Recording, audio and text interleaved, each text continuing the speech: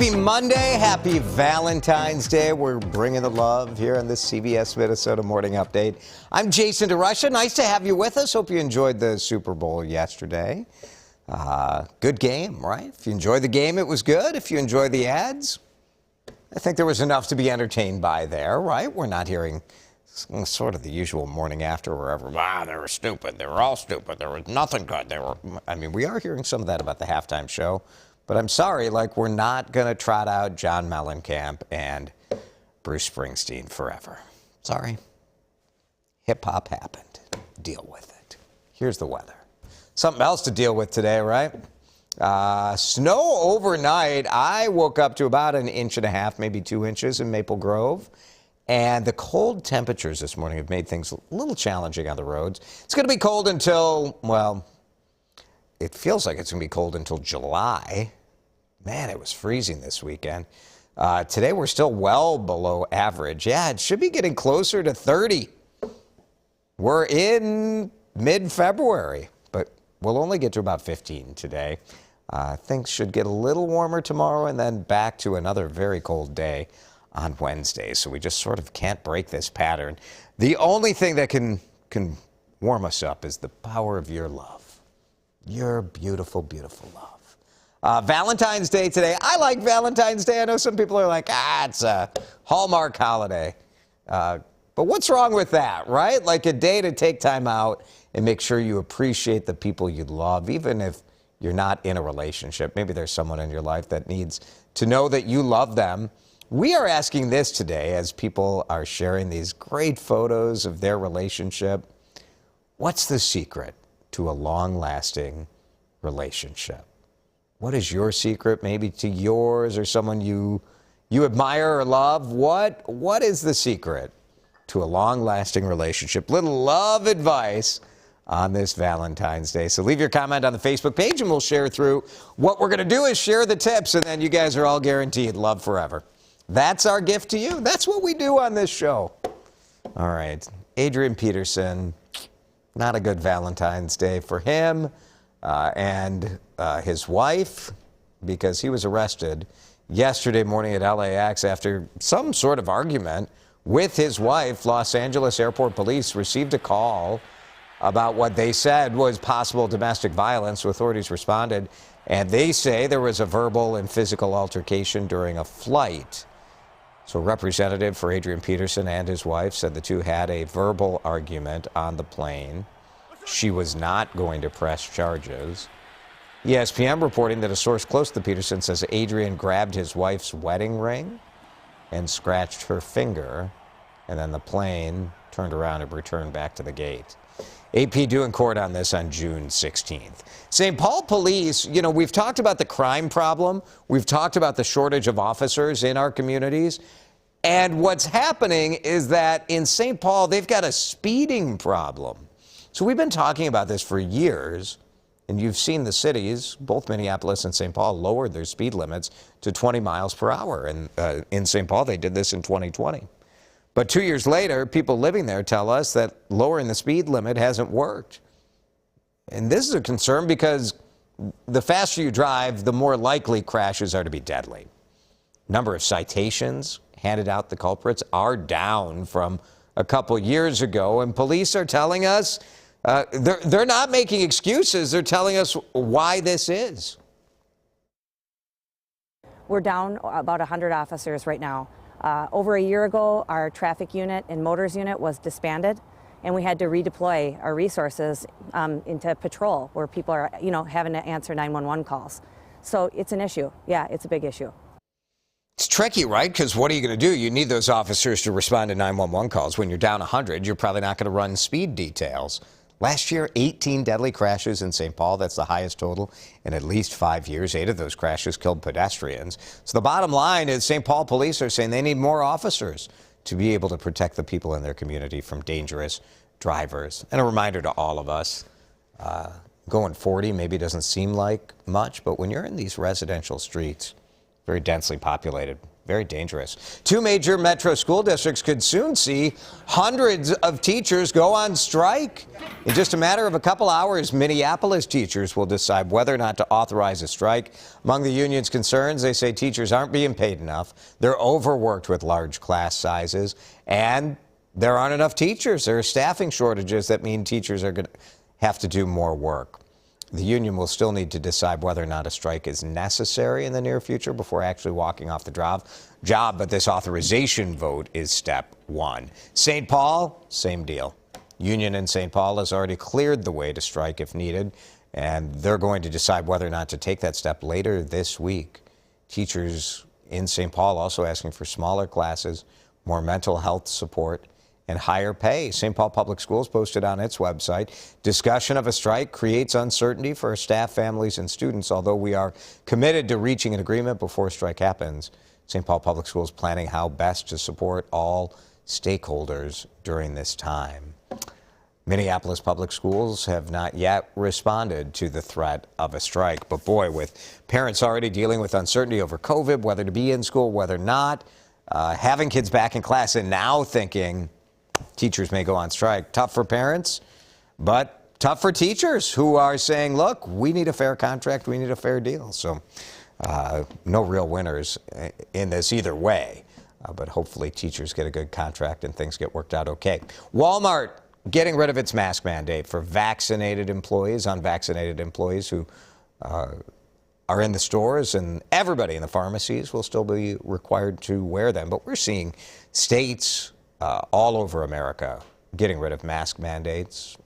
Walmart changes go into effect for all stores, unless, of course, like they're in a city with a requirement like Minneapolis and St. Paul right now.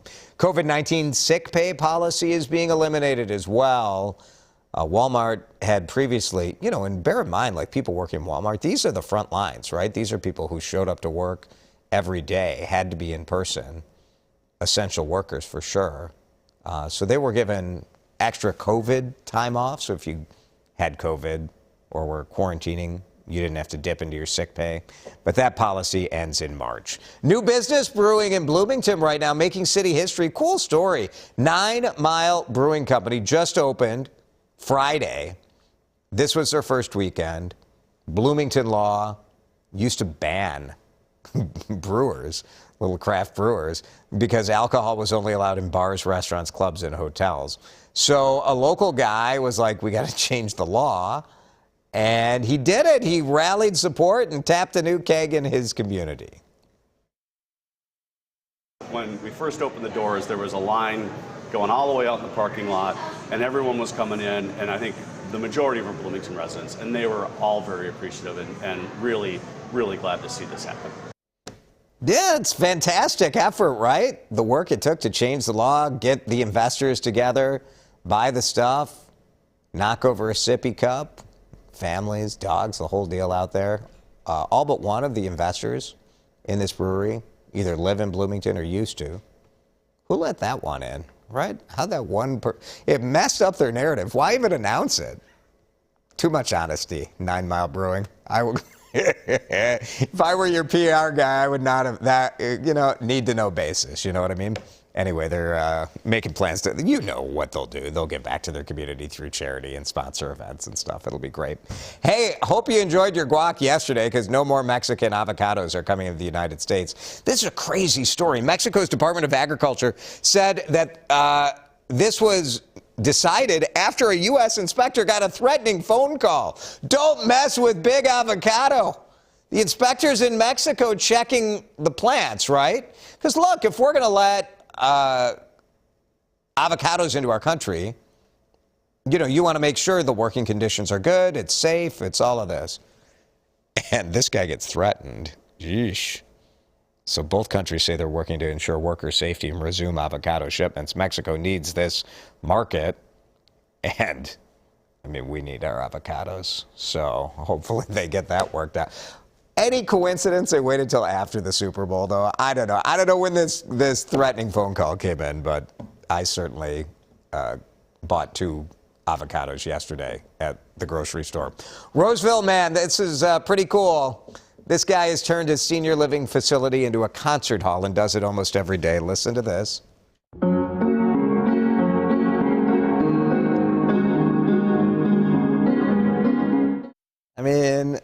How fun is this? John Shea just turned 91.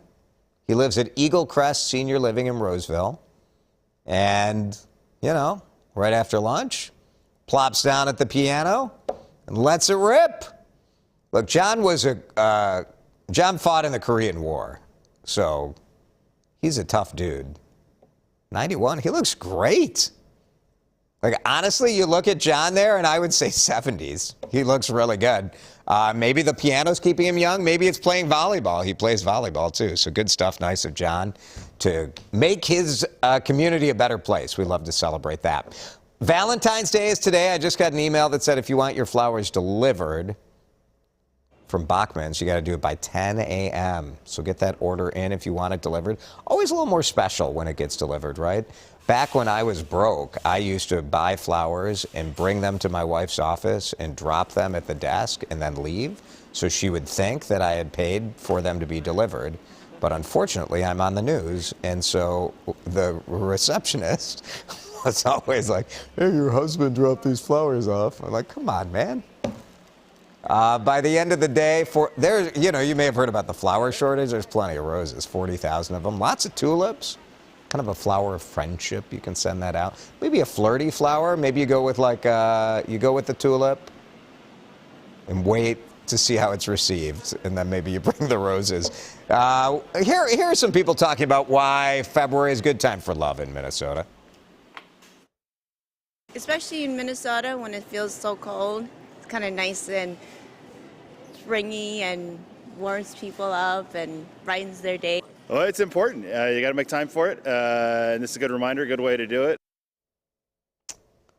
$2.3 billion is what people are going to spend on flowers today. When I was at the grocery store yesterday buying my, last chance avocado, roses, like an arranged bouquet of roses, $70.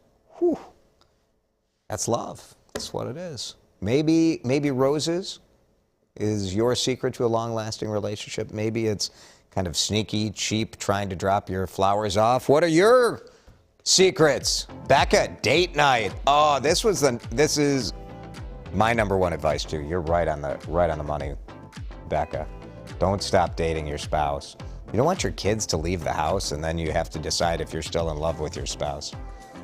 Diana, married 52 years.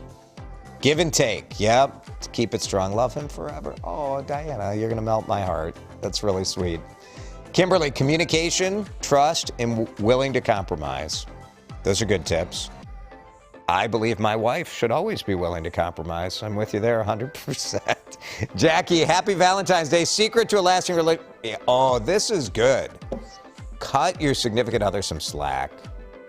We're all stupid sometimes. Yep, a little grace. That's very good advice. Thanks, Jackie. Here's Hannah. Friendship. Got married at 19. No one thought it would last. It was 12 years ago.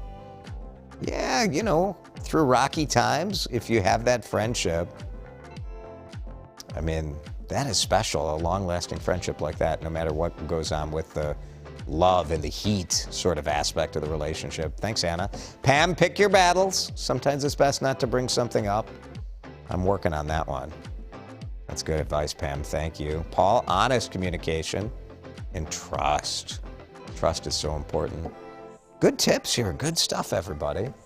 Well, I wish everyone all the love today, whether it's romantic or platonic or self-love. Find a time today to just take a moment and express that gratitude. It should be really nice. Morning update from CBS News, Minnesota.